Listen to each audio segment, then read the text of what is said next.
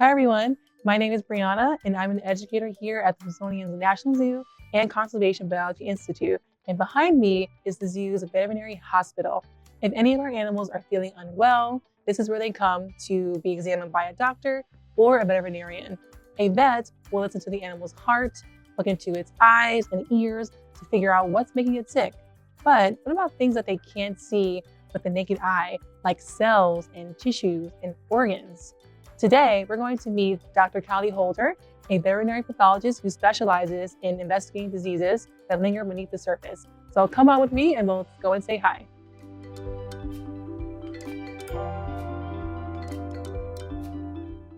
Hi, Callie. Hi, Bree. It's nice to see you. I'm so excited to be here with you today. Thank you. Welcome to the necropsy facility. This is very cool. Yeah, we do a lot of really neat science here. But before I get in and show you what's going on, you gotta put on some PPE or personal protective equipment. All right, let's do it.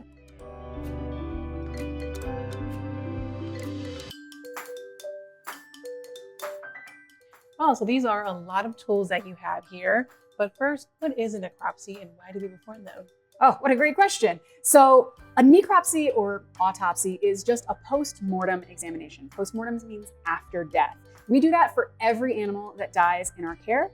And that allows us to have just a last chance to understand absolutely everything about that animal's health. Yeah. We even want to know what's common in different species because each one has different susceptibilities. So, hey, I might want to know that Gila monsters are prone to intestinal cancers so that we take care of our alive Gila monsters with an eye to making sure that we're checking for that sort of thing. Can you walk us through a couple of these? I would love to. So we do everything here from tiny little tetrafish all the way up to elephants. And I'm gonna need something that can handle little things like these forceps and these little scissors. If I have to get into an even bigger skull, I might need a saw. If I need to go through bones, I'm gonna need these big old loppers. And then of course, we take lots of record keeping on everything. We take pictures. This is a super important tool for us. And we measure everything. We take samples, we put it in our formalin for future looking at under the microscope. And then we'll take samples for freezing and for submitting for additional laboratory diagnostics. So this is my microscope. And I can actually use this camera here that's on the microscope to put the image onto one of my large screens here. So let me turn it on.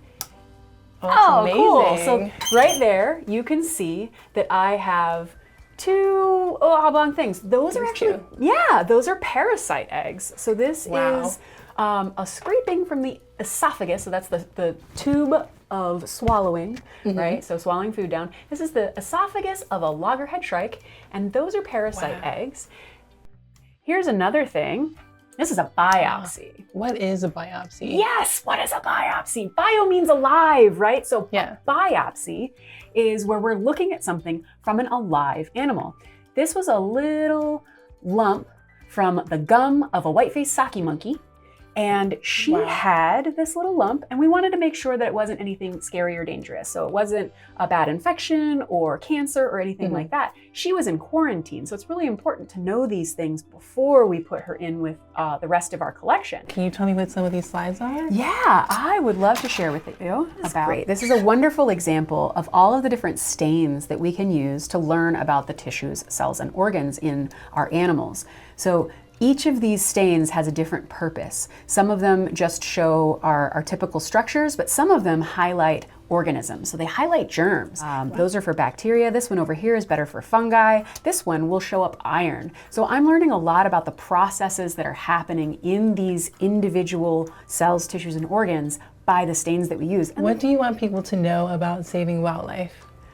I think the most important thing is that it's a team sport. It's not just scientists like me. I'm a veterinarian. There's a lot of different scientists. There's nutritionists and behaviorists and conservationists and keeper staff. But it's also people doing non-science things like education and communication, and even the building of this zoo is a huge part of us saving species. So I think that knowing that it's a team sport is really important to me because everybody has something they can contribute to conservation. What advice do you have for students who want to become a veterinary pathologist like you? Ooh. I think they should just stay curious, because it's not just about learning the basics of biology and even veterinary medicine. It's about learning as much about as many different animals as possible. So there are a lot of similarities between you and me and even a bird, but we see everything all the way out to including fish and invertebrates. Thank you so much, Dr. Kylie, for showing us about your career today. It was so fun. Thank you for coming. Wow, what a fascinating career. It's amazing how much you can learn about an animal's health by looking at something as small as a cell in a microscope. I hope you have fun meeting Dr. Kylie and learning about what it means to be a veterinary pathologist.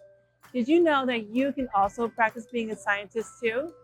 I encourage you to take a walk around your neighborhood or a local park and observe what's around you. Be curious and ask yourself questions about what you notice. Write them down in your notebook and share your thoughts and ideas with your friends. Together, you can investigate and find the answers that you're looking for. Thanks for joining me today, and I'll see you next time.